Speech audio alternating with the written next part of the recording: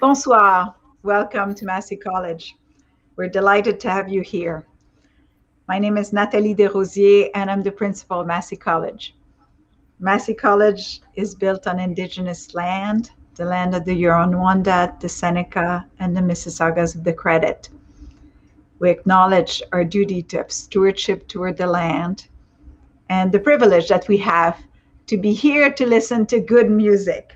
So I just want to say welcome. This will be a wonderful show. I'm really looking forward to it. Great music at Massey. Massey loves to listen to good music. And without further ado, I just want to say enjoy your evening and enjoy the show. Anna. Thank you, Natalie. Good evening, everyone. Welcome to tonight's Massey College Music Club virtual event. My name is Hannah Chan Hartley. I'm a musicologist, a Quadrangle Society member, and host of tonight's event as one of the members of the Music Club's programming committee. This academic year, we've had a great range of events featuring music of all genres. We had the history of the accordion, the history of hip hop, and tonight we're exploring the genre of jazz. We're especially delighted to have guest artist Jemina Brechoire and junior fellow Sam Little to present this event entitled Creating the Moment, the Art and Craft of Jazz Composition. Jemina and Sam are part of a new generation of innovative jazz artists. Jemina Brechoire is a composer, producer, arranger, and session musician based in Boston and New York. She entered Berklee College of Music on a presidential scholarship and pursued studies in performance and film scoring.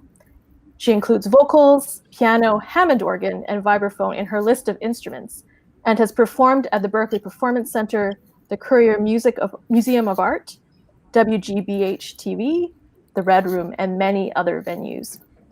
Her musical tastes are eclectic and reflect in her work. She has played, co-written, and arranged for artists around the USA, Canada, Mexico, Australia, Japan, the UK, and throughout Europe. She is musical director of the Berklee Esperanza Spalding Ensemble, and she recently released her debut album, 22, which she wrote, arranged, and produced. Sam Little is a bassist, composer, arranger, and educator originally from Winnipeg and now based in Toronto. He plays both electric and upright bass in a wide variety of genres from jazz to folk and R&B. He has performed with numerous artists, including Quincy Davis, Lenny Shed-Bro, Mira Black, George Colligan, and Ron Paley. He is currently completing a master's degree in jazz bass performance at the University of Toronto and working as a teaching assistant. His research explores the phenomenon of being in the moment as it relates to the concept of emergence in jazz improvisation, flow state phenomenology, and mindfulness meditation practices. So tonight, Jemina and Sam will present, and throughout the presentation, you can ask questions. On the right-hand side of your screen, you can type in the questions, and we'll see if throughout the presentation you can do that. We can maybe insert questions throughout if there is time for that, but there will be a Q&A at the end where I'm happy to moderate and to present your questions to Jemina and Sam. So without further ado, Jemina and Sam. Thanks for having us. Hi, everyone. Thank you. Nice to see you again, Jemina. Yeah. It's been So thanks for joining us tonight, Jemina, and thanks for putting such beautiful music forth into the world. I really enjoyed listening to your album 22 and working on this piece with you over the last little while. It's been a real pleasure playing your music. So before we get into the actual performance of the piece, I guess maybe could you talk a little bit about what brought you to this point? Maybe give us a little bit of a potted bio, like how you're from France, is that correct? I am, yeah. Yeah, mm-hmm. So could you maybe tell us a little bit about how you got from France to Berklee to New York now, I believe you're living in, just a little bit about you. Yeah, sure.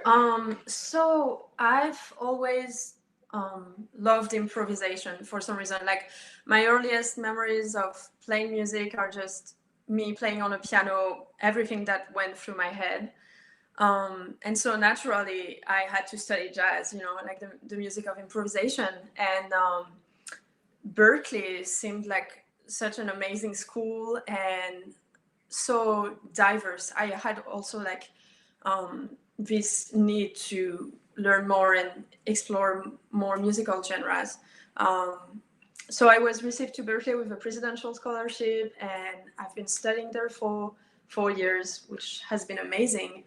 And my understanding of improvisation has grown so much. I used to practice it mainly with jazz music, and arriving at Berklee, I fell in love with Middle Eastern music. I got to listen to flamenco music, Indian music, and incorporate all of that into my compositions.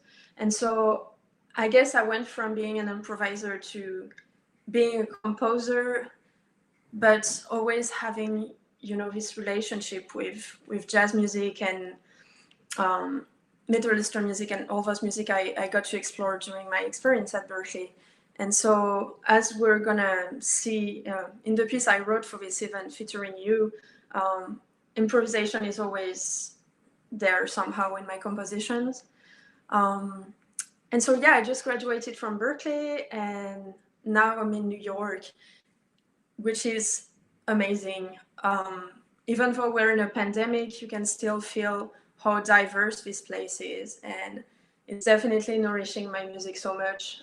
Actually, the piece I wrote for this event is called Moving On, and it was very much inspired by me moving to New York. And the area I live in is so diverse and rich, and as you know, music is inspired from everything, anything, and yeah.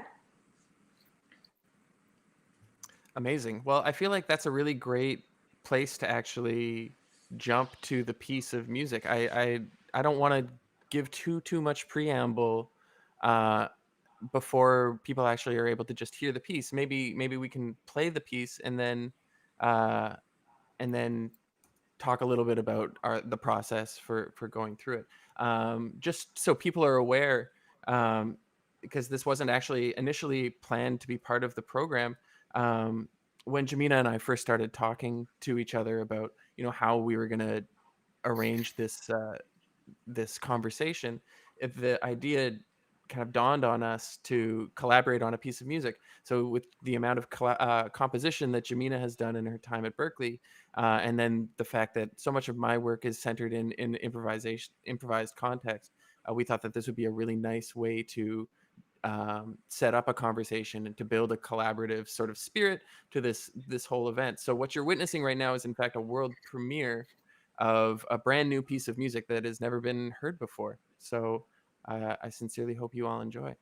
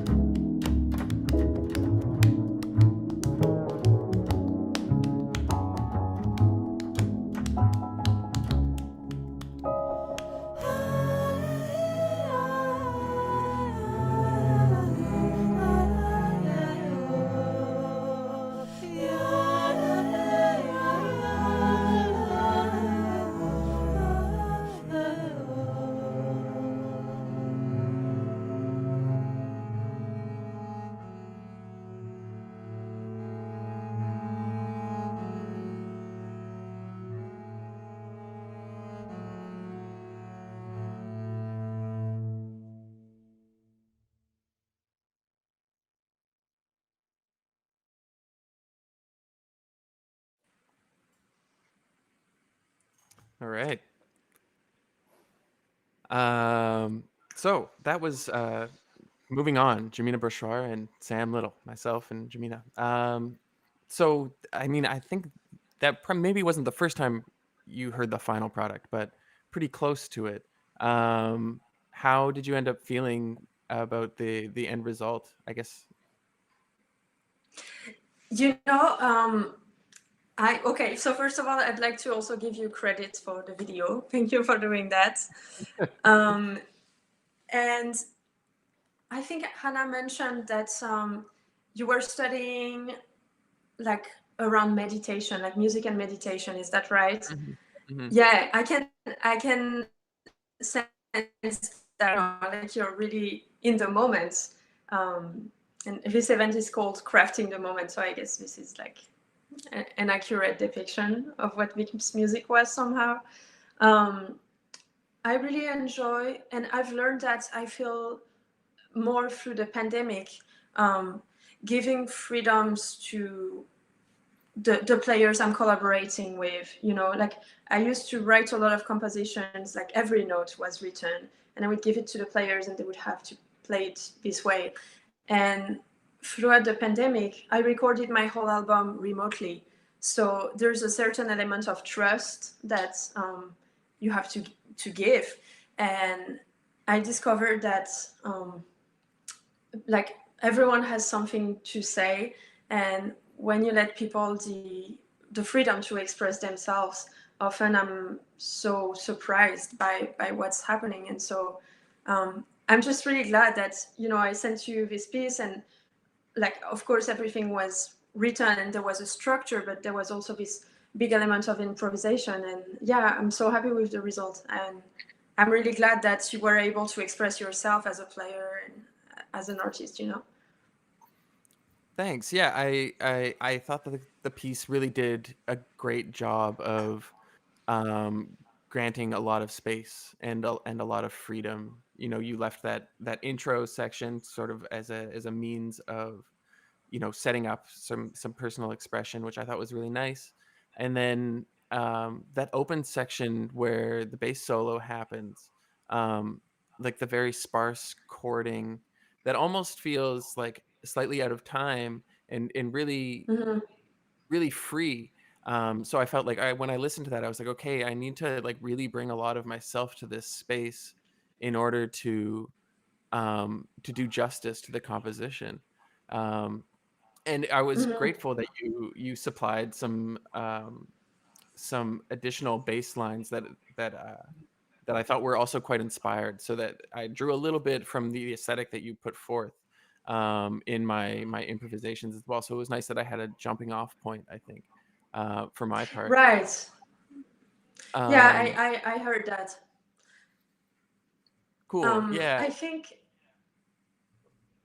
yeah, quickly, you know, like obviously we're recording remotely, but I guess there's little tricks to make it feel a little more like alive. And playing around time for me has been one of them. Like I would put a click, but I would not necessarily play on the click, if that makes sense.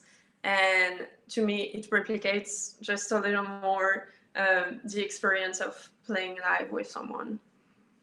Yeah. Yeah, I felt So that very much. I found myself like as I was doing the improvisation, I found myself like anticipating or like looking forward to where I was expecting you to lay keyboard like chords as like a means of like an interaction, a pseudo interaction, as best as we could accomplish at a distance, yeah. which I thought was a really neat compositional tool, actually.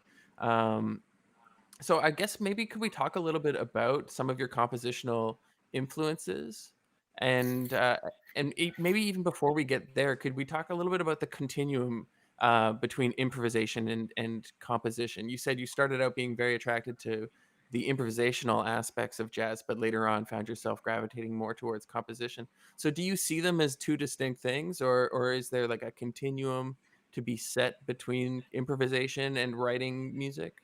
How do you think about those two things? I kind of see them as the same at the end of the day. Like, I do feel like sitting at the piano or whatever your instrument is, and improvising can be already in itself a composition. Like, it doesn't need to be a fancy like classical score or Stravinsky to be a valid composition.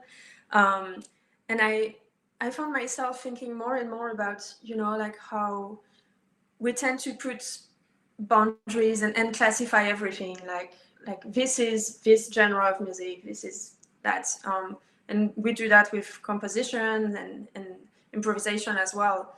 I think it's been really freeing for me to actually not put a label on my music, because I used to describe it as jazz, and in a certain aesthetic that certainly resonates with jazz music, but at the end of the day, it's just music. I don't know if that makes sense. Like, even the artist I'm listening to, I'm no longer thinking in terms of like, oh, this is classical music or this is jazz, whatever. To me, this is just like art that resonates with me. And I feel like, somebody told me classifying music is a capitalist way of listening to music. And I mean, that's another discussion, whether we should classify music or not. But as a composer, it was really freeing for me to not think anymore in terms of like, oh, right now, I'm just like, this is an improvisation. This is a serious composition, quote unquote. Like, this is the same. I don't know if that answers your question, but that's how I felt. It very much answers my question. Yeah, that very much answers my question. Okay, great. I love that answer. I think that's a really great one. Yeah, the notion of divorcing, or not, like maybe the emancipation of music from genres is a good way of putting it. In that, like, especially in the world that we live in now, I'll just add my own 2 cents, but that everybody's an eclectic. Everybody is eclectic now in their musical taste. Even just through the diversity of music that the Spotify algorithm tends to stick into your ears, we all find. I think I personally find myself listening to a broad array of music, and I think the same is true of people who are even non-musicians. That it's much harder to classify people as, oh, you only like country music, or you only like classical music. I think that it is increasingly the case that we are exposed to a wide array of music, and maybe it need not be the case that we're thinking exclusively within genres. And jazz in specific is such a sponge for other genres of music anyway, that it really does lend itself well to that sort of aesthetic, I guess, let's say. That's very true. How do you define yourself as a player, I guess, or as a musician? That's a good question. I try not to define myself, I guess, but I spent a long time being an absolute eclecticist, so very much a jack of all trades, trying to really get a deep understanding of a wide array of musics. I started out as a classical pianist and then moved to classical trumpet before landing on electric bass and then eventually upright bass, and finding my way through improvisation and ultimately to jazz. I started out as an improviser before becoming a jazz musician. That's what drew me to jazz originally, was improvising music with my peers. So now I think I characterize myself as a jazz musician in all of the things that means. So improvised music, drawing on a different array of lineages, from bebop and hard bop and post bop, like the great people that we learn about in school. But in addition to that, finding myself very much drawn to more, I guess, like new jazz, like Avishai Cohen, the bass player, as well as the trumpet player, or like Omer Avital. I find myself very much gravitating towards those Middle Eastern sounds as well. So I did find quite a kindred spirit in you, in your aesthetics and your approach to this particular piece as well. I remember when I first checked out your record, and when we talked, I remarked that some of it reminded me quite a lot of I think he's Armenian pianist, Tigran Hamasyan. And definitely a huge influence. Yeah, and he's one of those people as well that started out as a quote unquote jazz musician, but as time went on, really found his own voice, I think, in the folk music of his country. And I think that's such a Yeah. beautiful thing that you can find now in contemporary jazz, that it isn't so bound by stylistic impedances. Um, so I guess so we talked about Tigran. Is there any other influences that you've found as like have informed your compositional process or your improvisational process, your just approach to music? Who are you listening to right now? Maybe is a better question. Honestly, everything. Like from Tigran to Chopin, free jazz with Ornette Coleman, minimalist music with Steve Reich, Taylor Swift. Okay. Like bars in the streets. Like as crazy as it sounds, I think everything can be such a huge source of inspiration. I mean, there's so many musicians that have created piece with like nature sounds, right? Like they hear a bird singing and they transcribe it into a melody or a rhythm, whatever it is. So I like to really stay as open as I can, whether it's in my composition or in my work as an arranger.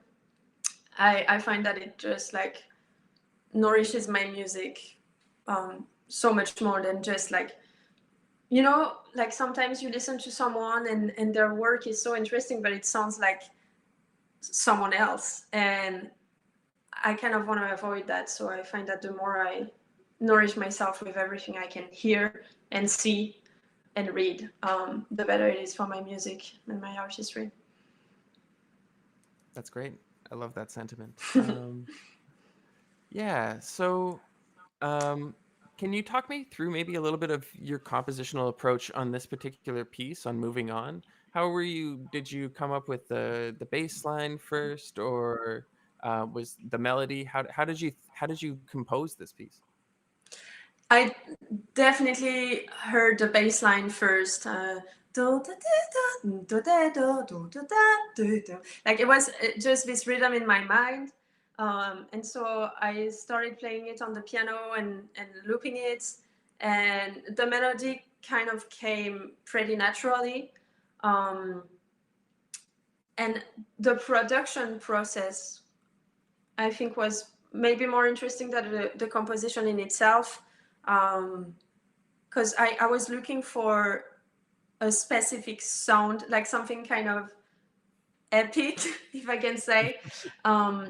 And so I had this idea of just overdubbing voices. So for those in the audience that don't know, you basically would record an audio track, and then you would record another one, and as many as you want on top of that. So it's like a layer of vocals or whatever you're recording.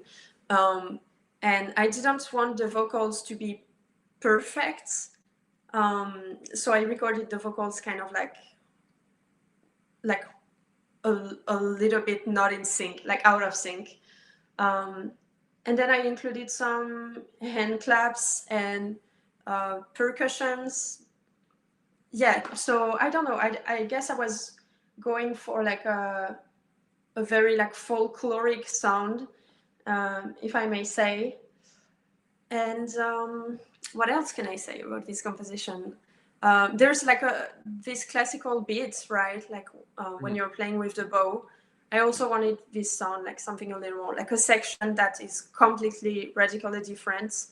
And I've been listening to some string quartets recently, so I don't know if that was influenced by it, but I definitely wanted to include something like that. Cool. Yeah, I guess I know what you mean about the epic section, in that section that moves between 7 and 9. I think that's what it's Yeah. doing. Yes, that's Like what. Yeah. that sort of like pretty intense ramp up of tension that happens. And I mean, the time signature changes are tense in and of themselves, but then you have this addition of the synth part and the vocal layering and all of these things that I feel like really leads it in this crescendo of sonorities. that eventually kind of frees you into the bowing section and then the eventual bass solo. But I thought that that was a really nice approach that you took, and the off-kilterness of the shifting time signatures served well for that.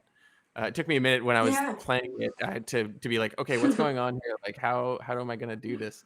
And I think that was the section that I practiced the most for sure when I was coming to record it. Tricky stuff, you're I right. I get that, but I'm also trying, like whenever I write something quote unquote tricky, my goal is for the end result to not sound tricky or quote unquote nerdy. And I feel like we know, I mean, we studied the piece and we played it, so we know what's going on. But I don't know, I love when I write something for it to feel natural to the listener, if that makes any sense. And I feel like we did a good job with this section at not making it feel like it's like 7/8 and 9/8, but like kind of like a flowing melody. Absolutely, I totally agree that yeah, the best music that doesn't need to sound hard, it sort of sounds effortless and invites listening as opposed to makes you decipher it in order to feel like you can enjoy it. So I think Right. that's yeah, I totally agree. That's one critique I think that you sometimes hear from musicians about. I don't know if you've heard this term, the Berklee sound.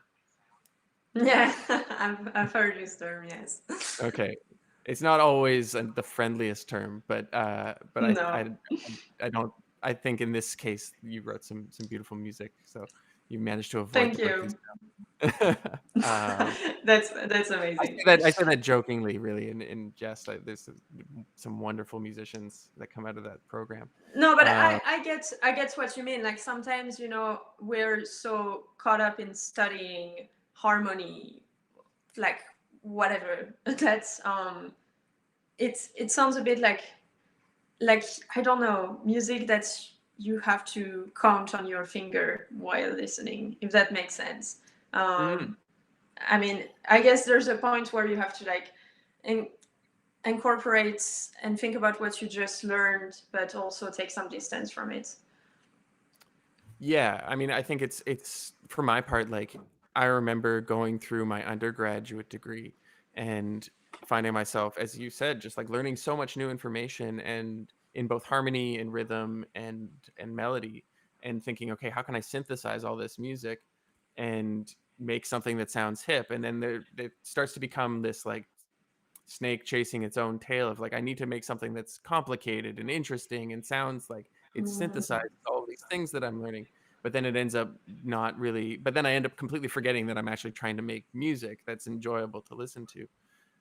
So I have a lot of discarded music from that time that that I wouldn't show to the public for that very reason, because it's not as musical as I would have preferred it to be. And maybe it wouldn't have been the case if I had, or yeah, I guess that's the main point.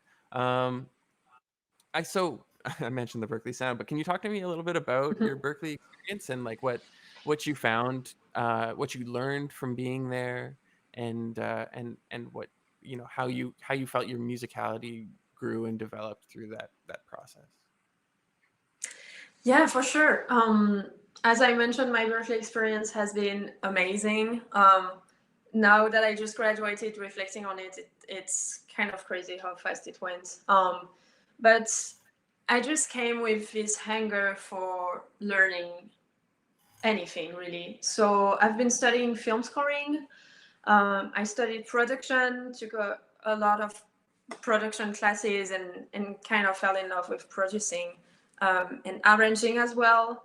I actually didn't take that many arranging class, but for some reason I got a lot of arranging gigs. So I kind of learned on the spot, and it has been amazing.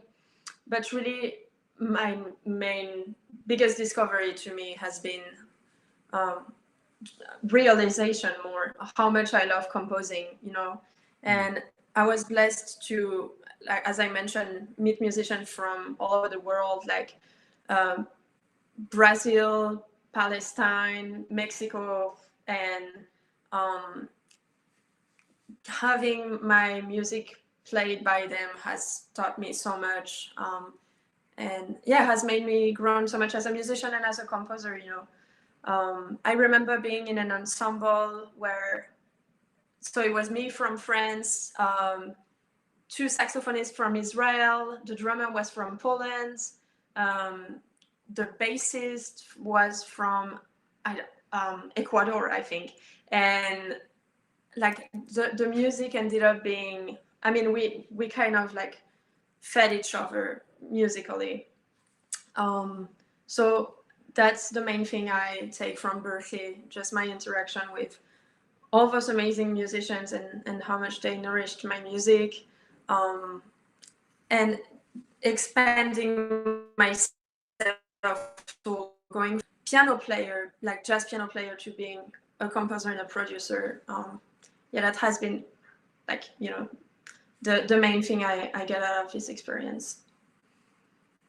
Cool. I like that answer. So I want to connect that a little bit back to what you said about offering space for improvisation. Have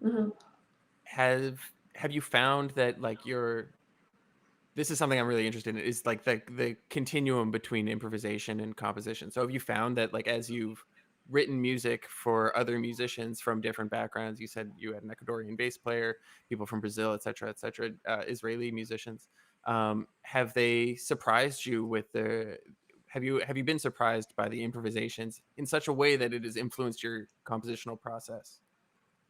Oh yes, 100%. I mean, I remember hearing this Hammond player, which is like, to simplify, I guess, the Middle Eastern keyboard. It kind of looks like a small harp that you would put on your knees, and you can play so many microtones with it. It's really like, it's truly a beautiful instrument.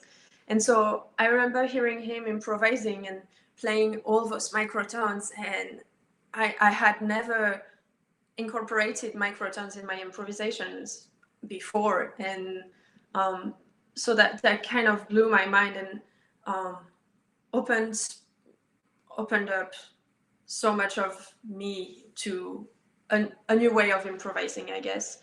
Like, as jazz musicians, and I think you can relate to that, like we learn about theory and harmony, and we learn all the scales and modes, but at the end of the day, like, you can improvise like through screaming. You know what I mean? Like, you can express yourself in so many different ways. And so I don't know if I'm making sense right now, but I guess what I'm trying to say is that my perspective on what improvising has been challenged. And it's not only about scales and harmony anymore. I think it goes a little deeper than that. Yeah, I think what you're getting at, like, especially what you mentioned, like that improvisation can be, it's really about self-expression. It's about communication. Yeah. So much of this music that I think, like, what I love about jazz music I love what we call quote unquote jazz, the classics, Charlie Parker, John Coltrane, Miles Davis, et cetera, like, those musicians are wonderful. But I think what I get more, and what I hear from you, is the idea that it's that not the aesthetics, but the underlying ethos, like the method, is what really is important in especially a contemporary context. It's about saying something. It's about telling your story. It's about communicating with both your fellow musicians and the audience in a very real sense. Yeah. Yes. I don't know. Sorry, go ahead. No, you go ahead. Okay.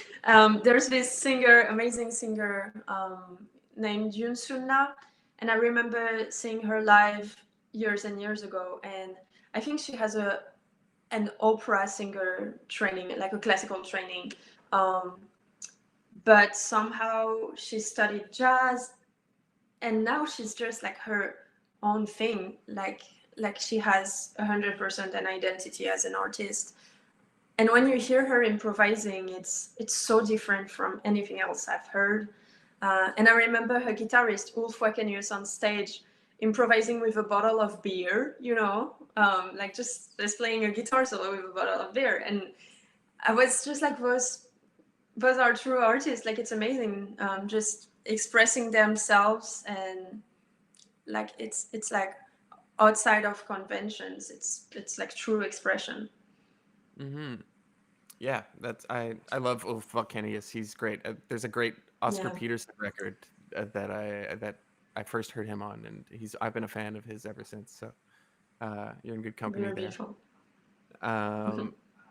So I mean, I guess you worked at Berklee, and I guess you still do as the musical director for the Esperanza Spalding Ensemble under the direction of Tia Fuller, right? That's right. Yes.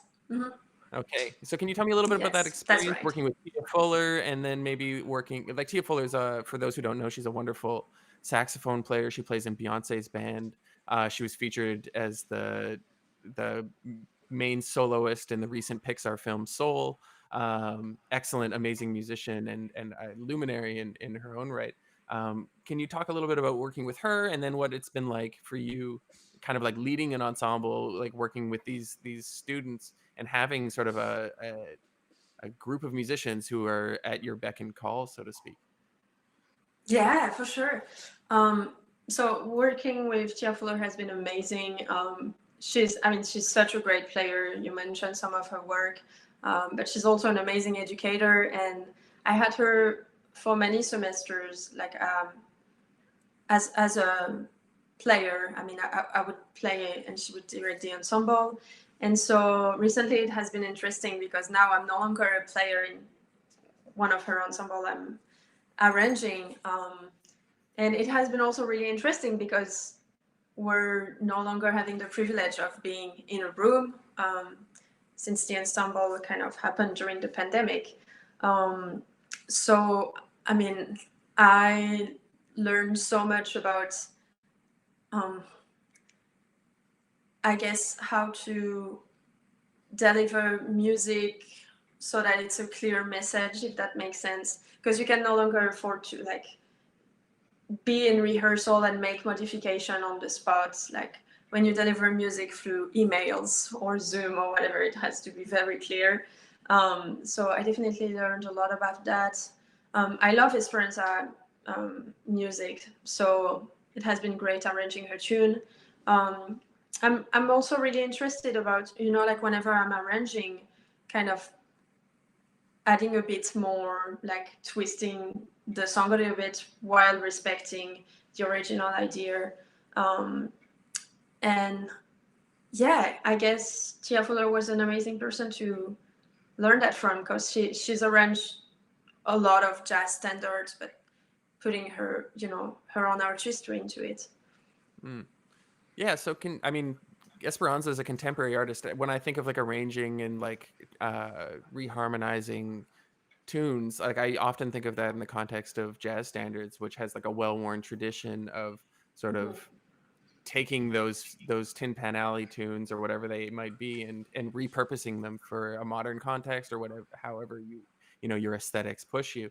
But with a more contemporary composer and somebody who's so prolific as Esperanza Spalding, how do you navigate kind of like infiltrating that music with your own personality? Like the first answer that popped into my head, and I don't know if it's the best one, but it was like introduction and conclusion. Like there's the core of the tune, and then at the beginning you can kind of write a little preludes, and you can write a new original ending. I don't know if it's cheating, but I guess it's a nice way to like incorporate some of your music into an arrangement. I find that, like just playing with rhythm, like I arranged some of her tunes in another time signature. Reharmonizing is like a tool, is a technique that's really convenient.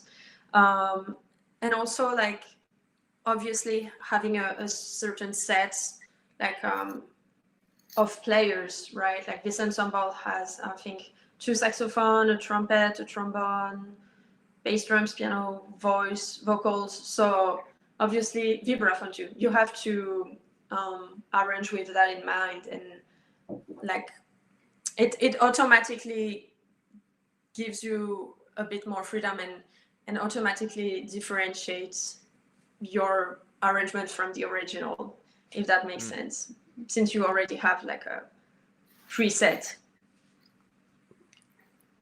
Right, if the ensemble differs. Hannah, I see you popping into the chat here.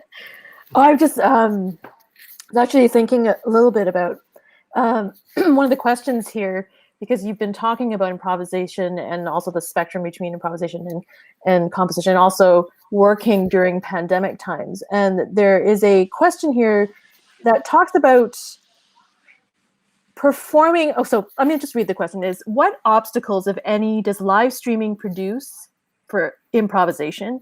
And do you feel pressure to overperform spontaneity? Ooh, Maybe that's a very good question.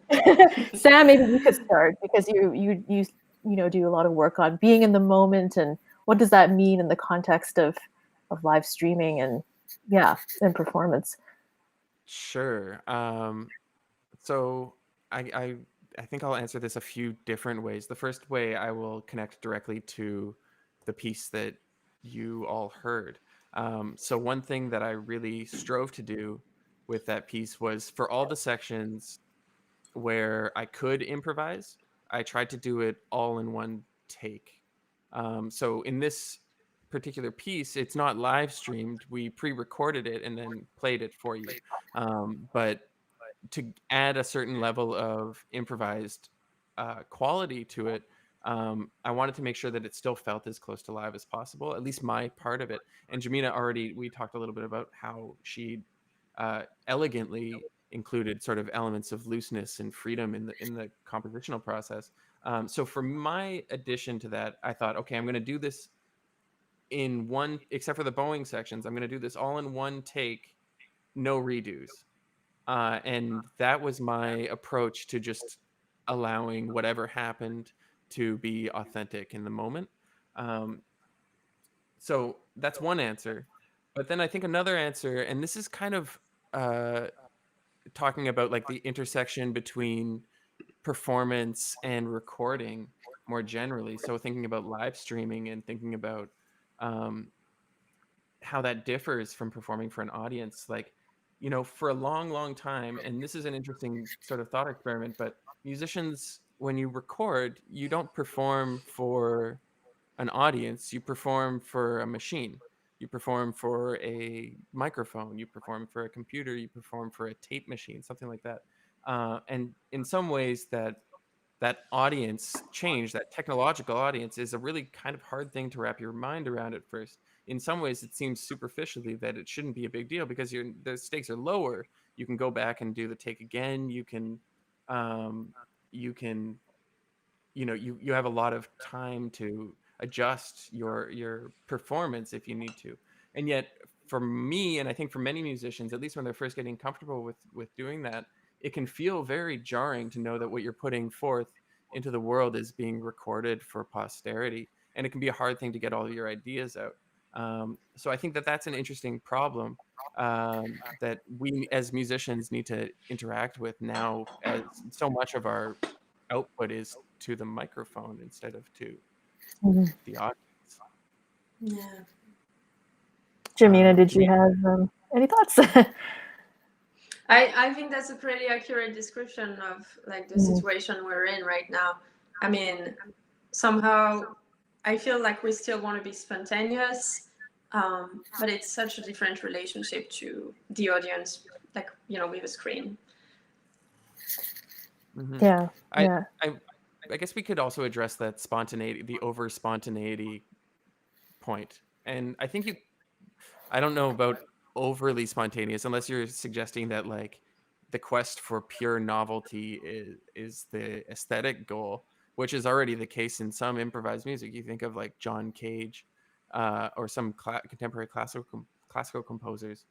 and that was really their goal, was to be purely experimental, to put something out into the world that would never ever be repeated. But I think in an improvised music context, as we've already said, and Jemina, feel free to jump in. It's more about telling your story, I think.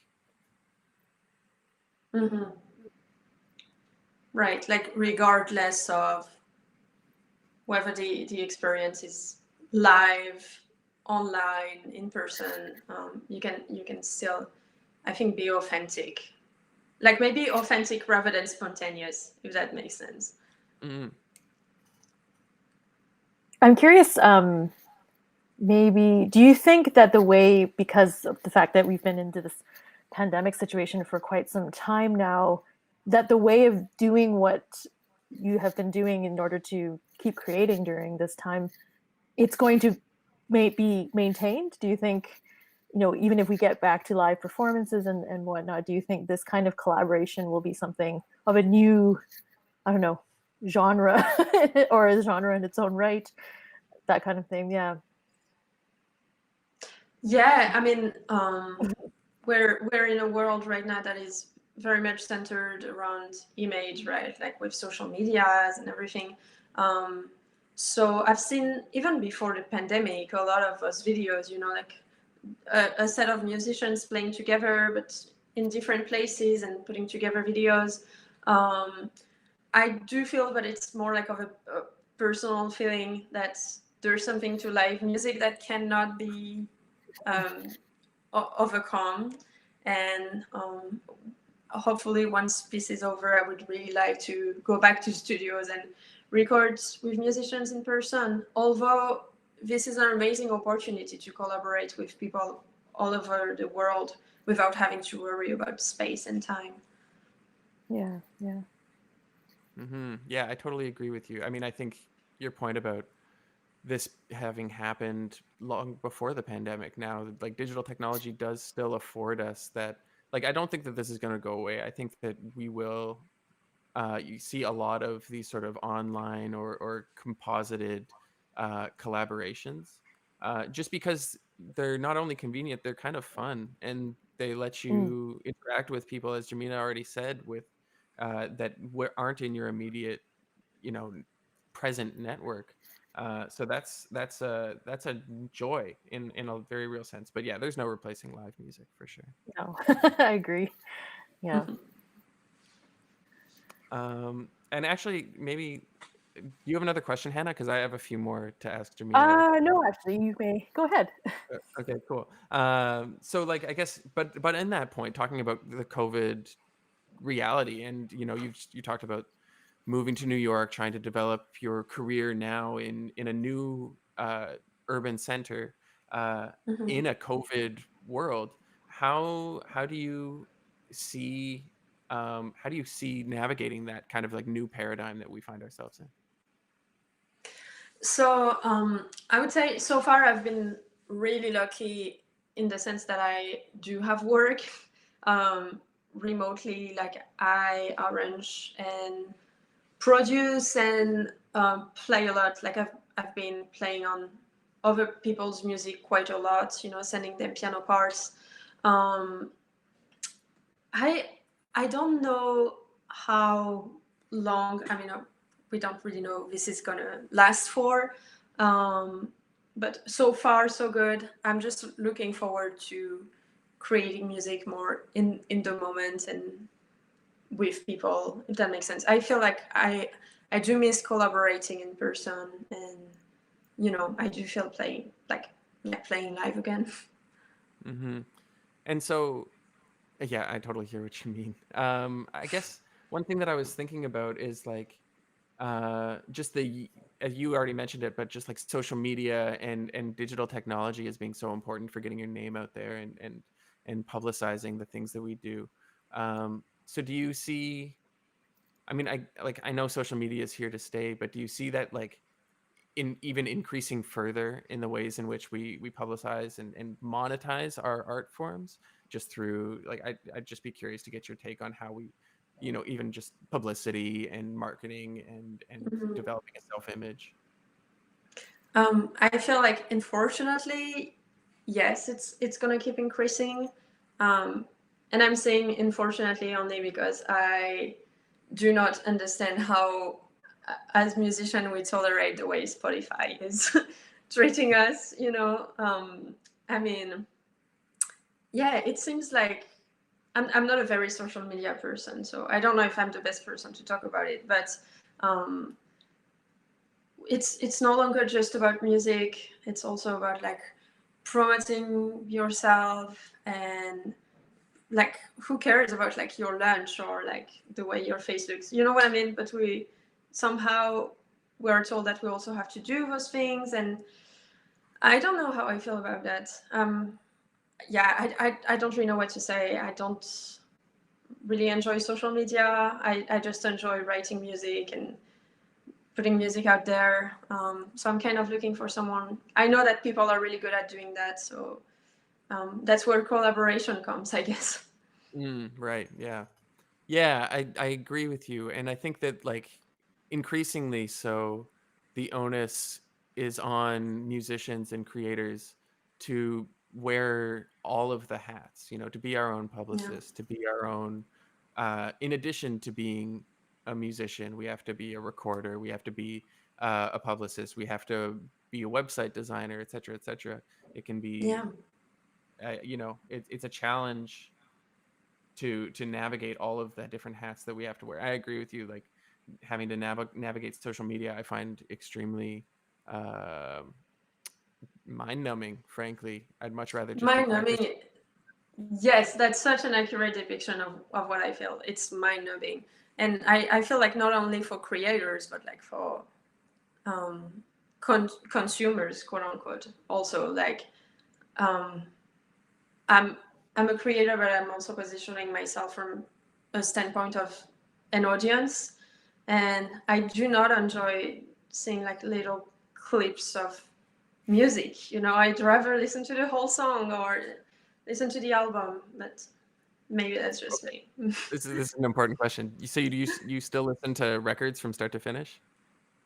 Yes, of course. Yeah. Okay, Hmm. so all you audience members, listen to records from start to finish. You don't need to only listen to Spotify playlists. It's okay. You can listen to a record. Yes. uh, Yes. Being a little cheeky. Okay, we're getting near the time for Q&A, but I want to just throw one more question to you. So again, we talked a little bit about working with Tia Fuller, who's an excellent luminary in contemporary jazz music, and your music directing for the Esperanza Spalding Ensemble. So these are two pillars of what I guess I would consider like this increasing acknowledgement of the excellent contributions of uh, women musicians in the music in the improvised music world. Um, and I think it's important to point out that both of these musicians are instrumentalists, which is again something that uh, until recently really wasn't as common. So I guess I wonder if you could share your thoughts on just having to navigate um, this career path that you've chosen, um, and if you've encountered hurdles as a woman, or some of your experiences, if you have any thoughts on this this. Yeah. So I feel like I've been really fortunate is that in that coming to Berklee, I had teachers like Tia Fuller, or I mean, she hasn't been my teacher, but she teaches at the Global Jazz Institute, like Terry Lynn Carrington.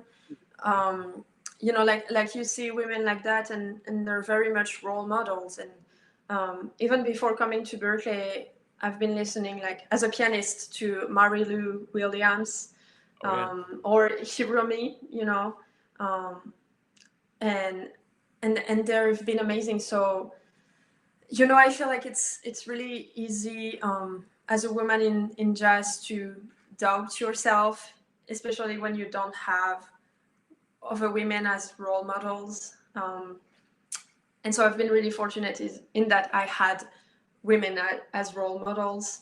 And I feel like right now we're under a climate of social change, and we see more and more women producers and arrangers and instrumentalists, but we're not there yet. Like, I still wish women were taken more seriously as artists and creators. I don't know. I've been seeing some Frida Kahlo a week ago. For some reason, I'm thinking about her because, like, such an amazing artist, but I can't even. Like, courage must take you at this time to, put your art out there and to be who she was. And so I'm trying to follow this path and create regardless of what the industry is right now. And hopefully, we can be more women creating and we can all support each other. And, I don't know if what I'm saying is making sense, but Oh, yeah. it makes perfect sense to me. I mean, I think it really ties to that notion of like representation as being an important part of like fostering the next generation of artists. If you can see yourself in your mentors, then it becomes much easier to feel like you can step up. And I think you have done that absolutely. And I'm just going to sing your praises for a second. But I think that you as well will serve as a mentor and as a beacon of light for the next generation as well. So I look forward to seeing what you get up to over the next few years, and I'll be following your trajectory closely, no doubt. Thank I you. want to throw to Hannah and see if we have any questions. Sure. I was just thinking here about the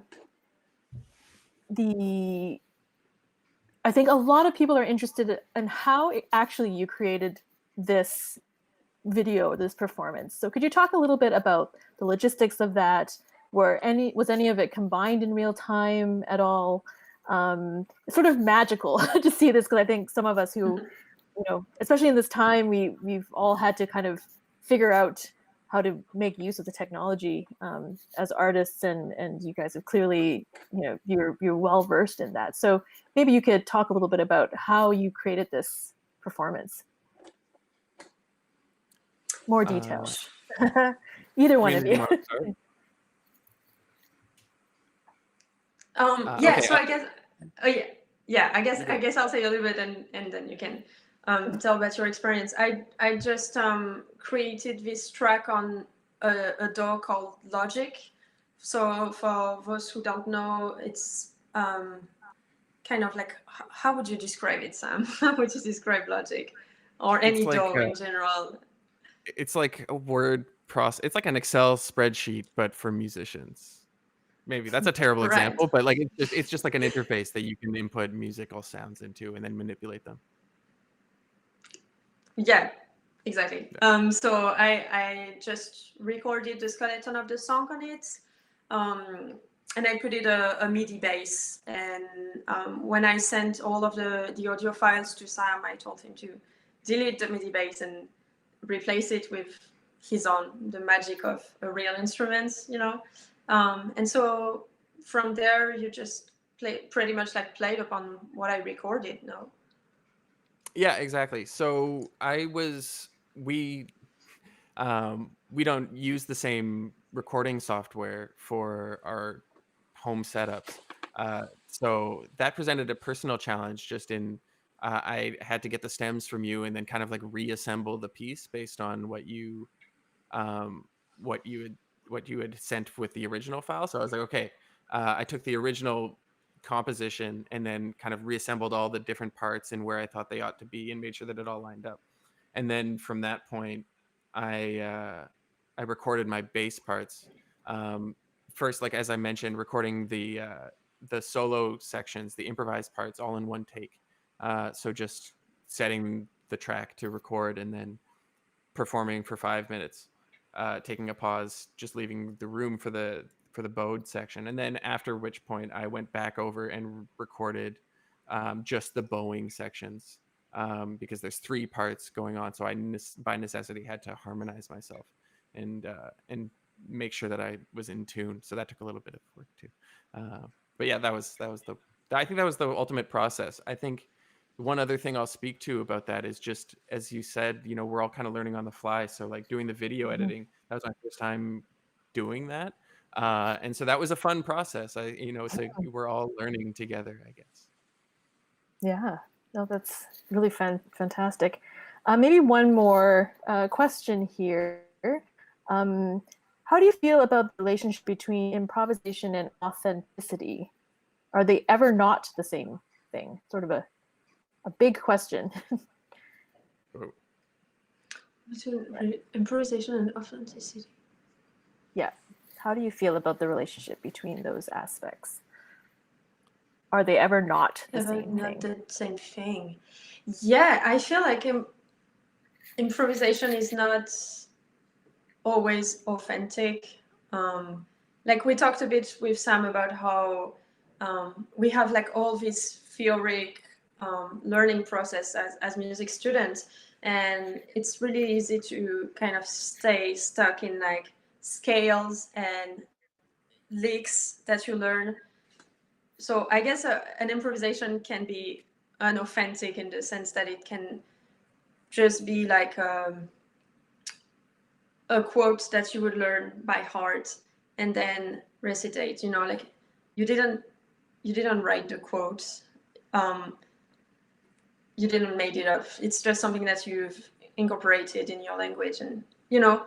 At the same time, I do feel like it's important to have like all this baggage and this knowledge, and somehow all of our improvisations are coming from somewhere, like just as everything we learn.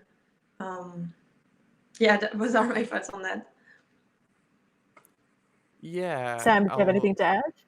I do. I totally agree with you. I think like authentic to, you know, the question of authenticity is kind of it's a loaded one. But authentic to the person who's performing, I think, as Jemina touched on there, you know, performing kind of like a series of rehearsed licks or preconceived ideas might be a situation where you end up being a improviser who sounds like somebody else, or you're not really telling your story, and so in that way you're not really being authentic to yourself.